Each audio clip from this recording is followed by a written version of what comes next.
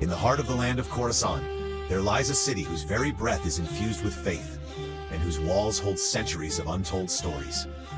This is Mashhad, and at the heart of this city shines the magnificent shrine of Imam Reza, the 8th leader of the Shia Muslims. Reza, a wise descendant of the Prophet of Islam, was born with the destiny of succeeding his father.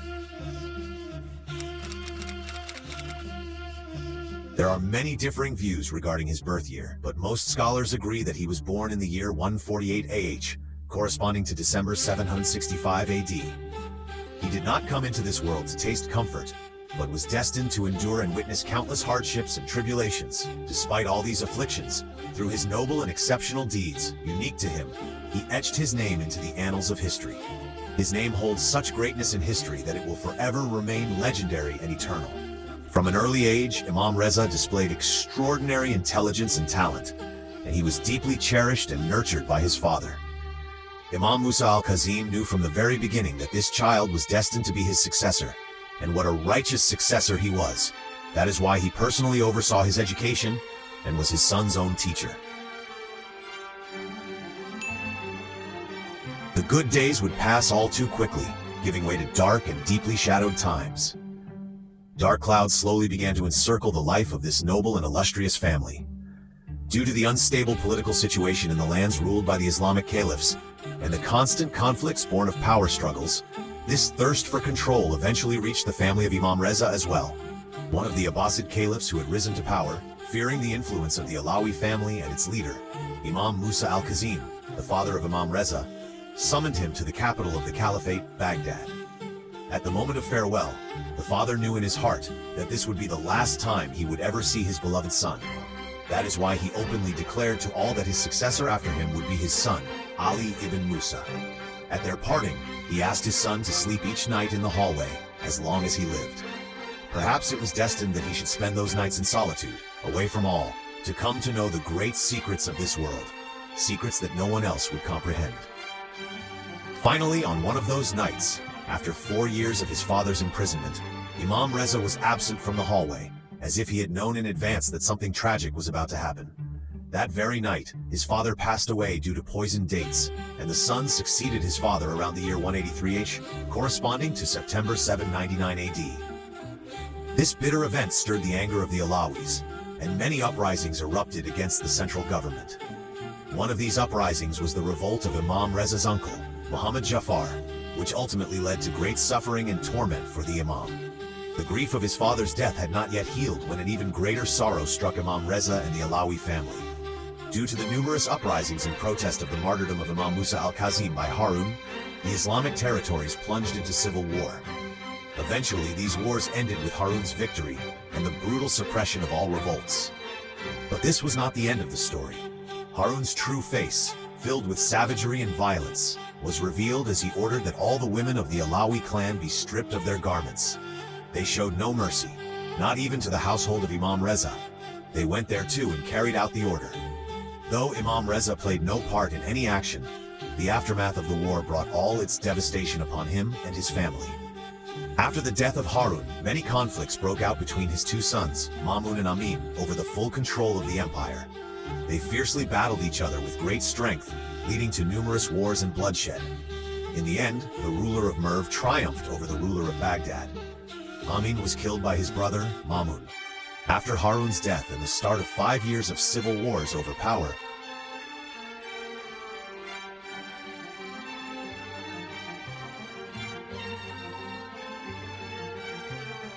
Imam Reza finally found a brief period of relative peace to attend to his own affairs. One of Imam Reza's most remarkable qualities was his deep respect for other beliefs. At a time when extremism was on the rise, he engaged in interfaith dialogues. He debated Christians, Jews, Zoroastrians, and even atheists, with gentle language and clear reasoning. Imam Reza showed that true strength lies in dialogue, not in force. Perhaps if voices like his still echoed today, our world would know more peace. But as that era came to an end, it was al-Ma'mun who rose to power, a man who intended to deprive the world of Imam Reza's blessed presence forever. When al-Ma'mun came to power, amid internal turmoil, economic hardship, an empty treasury, and fears of rebellion, one of his major actions was to force Imam Reza to accept the position of crown prince. With no other choice, and in order to preserve societal peace, the Imam accepted the title under several conditions. But this was not the beginning of cooperation. It was the prelude to an end carefully orchestrated by al-Ma'mun. Ali ibn Musa eventually accepted the position of crown prince under 4 specific conditions. 1. That he would not appoint anyone to any governmental position. 2. That he would not dismiss anyone from office. 3. That he would not alter or interfere with any existing administrative practices. 4. That he would be consulted only from a distance, without direct involvement. According to al-Tabari's historical accounts, after al-Ma'mun accepted Ali ibn Musa's conditions, he officially appointed him as his crown prince on the 2nd of Ramadan, in March 817 AD. Ma'mun made extensive political use of Imam with all his power, apparent. All the Alawites initially, with Imam's appointment as heir empire fell silent, and in a way became supporters of the government. They were happy because they believed they now had a share in the government, and the future belonged to them. As for the next point, all the past failures gradually faded into oblivion, and the wise supporting Imam remained silent in the face of all challenges. The next major tactic was organizing numerous debates. With this move, Ma'mun was hitting 2 birds with 1 stone. If Imam lost the debates, his position would decline, and Ma'mun would be the ultimate winner. But if Imam won the debates, the legitimacy of his appointment as heir apparent lidified, and again Ma'mun would come out as the winner, would be further so. However, Imam won every debate and turned his opponents into his followers. This was a major warning bell for Ma'mun, and gradually it forced him to come home. Characteristics of Imam Reza's debates up with a plan. Imam Reza, peace be upon him, presented documented arguments, logical and well-strung arguments based on reason and logic, utilizing verses from the Quran and previous divine scriptures. Throughout the debates, Imam Reza, peace be upon exemplary ethics and respect for the opponent him, consistently showed respect for his opponents. Even when Jewish scholars recognized their mistakes, Imam never humiliated them. Imam Reza, peace be upon him, not only proved the truth of the utilizing academic opportunities to effectively explain the Prophet Muhammad's, peace be upon him, message, but also thoroughly and teachings of Islam and the prophethood of Prophet Muhammad, peace be upon him. Imam Reza's, peace be upon him, debates with Jewish and Christian scholars are among the most significant examples of intellectual debates in Islamic history. Through his solid, scholarly, and ethical fed Islam to his opponents and had a profound impact arguments, Imam was able to clearly present the truth to many of the attendees. These debates not only helped clarify the truth for the people of the book, but also remain a model for methods of dialogue and debate throughout Islamic history. Ma'mun took Imam Reza with him to all his gatherings and meetings, especially in courtrooms, where Ma'mun himself would judge. In one of these court sessions, a young man was brought in, and with overwhelming evidence, it was proven that he was a thief. Based on Sharia law, Ma'mun ordered the amputation of his hand. The young man asked to speak, and sarcastically pointed out that the problem wasn't him, but the mismanagement of the government under Ma'mun and the numerous economic problems that had forced him into this act. Imam Reza could not remain silent and defended the young man. Imam said, "He has brought valid arguments. Answer him." Ma'mun, unable to respond, didn't know what to do, and his character in front of the gathering was severely damaged. According to history, it is widely believed that after this incident, Ma'mun harbored resentment towards Imam Reza and plotted his martyrdom. Ma'mun was aware of Imam Reza's, peace be upon him, popularity and high status, and always considered him a great threat to his rule. Therefore, he had to devise a plan to martyr the Imam without anyone realizing it, in order to solidify his own government. In the year 200 AH, corresponding to 816 CE, Ma'mun planned a journey from Baghdad to Merv, and during this trip, he intended to take Imam Reza, peace be upon him, with him. This journey would be Imam Reza's last. Ma'mun had already devised his plan. Imam Reza, peace be upon him, was not meant to return safely from this journey. Imam Reza, peace be upon him, was fully aware of this, and as a result, he bid farewell to his family, made his will, and requested that they mourn for him. He knew that he would not return from this journey. when Imam Reza was compelled by Ma'mun to travel from Medina to Khorasan. He came through Basra to Baghdad and then headed towards Qom. The people of Qom warmly welcomed him and invited him to their homes for a feast. However, Imam Reza, peace be upon him, said, "Wherever my camel stops, that is where I will stay." The camel stopped at the house of a righteous man who had seen in a dream the night before that Imam Reza, peace be upon him, would be his guest. Imam Reza, peace upon him, dismounted and became the guest of this man. Today, that house is known as the Rezaviya Seminary in Azhar Street, Qom. On the way to Khorasan, a hunter in the desert aimed to capture a deer, but the deer led him on a long chase and eventually found its way to Imam Ali ibn Musa al-Reza, peace be upon him, who happened to be in the area. When the hunter tried to catch the deer, he was confronted by Imam Reza, peace be upon him. However, the hunter, believing the deer to be his rightful prey, insisted on claiming it. Imam Reza offered to pay the hunter more than the value of the deer to have him release it. The hunter refused and said, "I want this deer, which is my rightful prey." Then, miraculously, the deer spoke and informed Imam that it had 2 hungry fawns waiting for it, and it fled because it needed to feed them.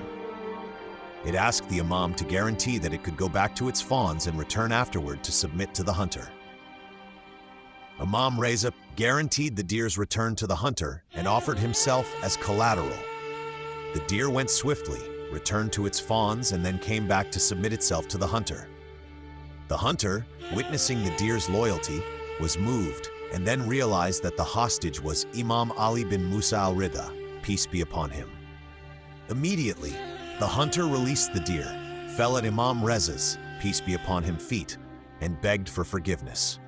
Imam Reza generously gave him a significant amount of money and also promised to intercede for him on the Day of Judgment before his grandfather, the Prophet Muhammad, peace be upon him. The hunter departed happily. The deer, now free, sought permission to leave and quickly ran back to its den. They traveled from city to city across the lands of Iran until they reached Tus. The entire caravan of Ma'mun was astonished by the incredible welcome and hospitality the people of Iran showed towards Imam Reza, peace be upon him. Hearts filled with resentment and hatred due to the overwhelming corpse. They were very worried. Their popularity of the Imam is planned, but Ma'mun had made up. Perhaps along the way, they had warned Ma'mun to reconsider his mind. They didn't know how they would rule over Iran after this event. After a long journey, when they arrived in Tus and camped there, Imam Reza stayed as a guest in the gardens of Tus for several days. It was during this time that the final plan was being laid. Grapes, poisoned with needles coated in venom, were deceitfully given to Imam Reza. Perhaps during this time, Imam was painfully bidding farewell to his young son, Imam Jawad, peace be upon him, while one was in Medina and the other in Tus.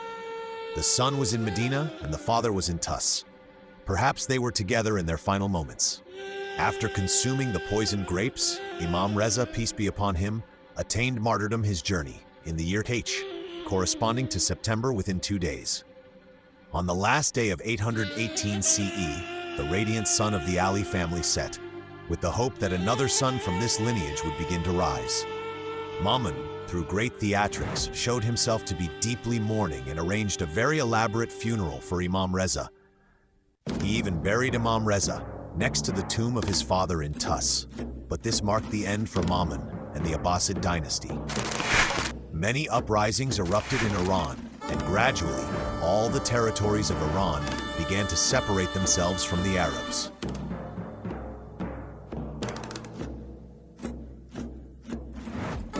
One of the prominent features of Imam Reza was his vast knowledge and scholarship. He had profound and practical insights in various fields, including jurisprudence, Quranic interpretation, theology, and even medicine. In many scholarly and religious gatherings of his time, Imam Reza, peace be upon him, would address important and vital issues with his presence. His precise and profound answers to various questions in religious, philosophical, and scientific fields demonstrated his mastery over diverse topics. Imam Reza, peace be upon him, was not only distinguished in terms of knowledge, but also served as a perfect moral example for Muslims. In all of his interactions with people, he demonstrated sincerity, kindness, humility, and modesty. Imam Reza's behavior, including how he interacted with his companions and even his enemies, was always characterized by politeness and respect for others. One day, an enemy of Imam Reza insulted him, but Imam did not respond harshly. Instead, he simply smiled and remained silent, causing the enemy to doubt himself and feel ashamed. This interaction was a perfect example of Imam Reza's, peace upon him, knowledge and manners, which led many of his enemies to embrace the truth. During Imam Reza's, peace be upon him, imamate, he played a significant role in promoting and spreading the culture of al-Bayt, peace be upon them. Imam Reza, peace be upon him, considering the political and social circumstances of his time, utilized opportunities to strengthen Shia ideas, guiding people toward the truth and the right path with his knowledge and speech. Imam Reza, peace be upon him, participated in many scholarly gatherings with intellectuals from other sects, discussing scientific and religious issues, and he explained the beliefs of al-Bayt, peace be upon them, with strong and logical evidence. He was not only strong in his knowledge, but also in all his actions and words, a true follower of the Quran and the Sunnah of the Prophet, peace be upon him. Imam Ali ibn Musa al-Reza, peace be upon him, is regarded not only as an imam and religious leader, but also as a unique role model for Muslims in terms of scholarship, ethics, and humanity. His noble character, boundless knowledge, and virtuous behavior have always been respected and loved by Muslims. Imam Reza, peace be upon him, through his knowledge and actions, played a significant role in preserving and promoting the teachings of Islam and the al-Bayt, peace be upon them, and is recognized as one of the most important figures in Islamic history. Imam Reza, peace be upon him, left behind a great message with his passing. The firm and steadfast message of al-Bayt, peace be upon them, who, despite all political challenges and difficulties, never deviated from the principles and teachings of Islam and always remained steadfast on the path of truth. 1,000 years after that event, the tomb of that great Imam has become a place for the acceptance of his lovers and followers. Today, millions of people travel to his shrine to experience a sense of peace and serenity. The shrine of Imam Reza, peace be upon him, is located in present-day Mashhad, Iran. For the first time and seriously, during the reign of Shah Abbas Safavi, Sheikh Bahai was commissioned to design the shrine of Imam Reza. After several centuries, it has become a place where millions of people search for signs of healing and peace. Today, the shrine of Imam Reza, peace be upon him, is a symbol of grandeur, manners, beauty, and faith. The golden dome, vast courtyards, turquoise mosaics, calligraphy, and the absolute tranquility of the space soften the hearts of every visitor. It is not just a place of prayer, it is a place for the rebuilding of the human soul. On busy nights or calm days, one can sit in a corner of the Enqilab courtyard or the Dar al-Hidayah portico, shedding tears, not just for sorrow, but to draw closer to meaning. Every year, millions of people from Iran, Iraq, India, Pakistan, Lebanon, Afghanistan, Azerbaijan, and even Europe and America come for pilgrimage. For some, it is a spiritual journey, for others, a cultural one, and for many, a deeply human experience. On the trains going to Mashhad, in crowded flights, in the streets around the shrine, hearts beat with only one desire. Imam Reza, peace be upon him, is not just a religious figure, but a symbol of wisdom, tranquility, dialogue, and light. In a world full of violence, judgment, and impatience, knowing someone like Imam Reza, peace be upon him, means opening the door to a different kind of being with thought, love, and respect.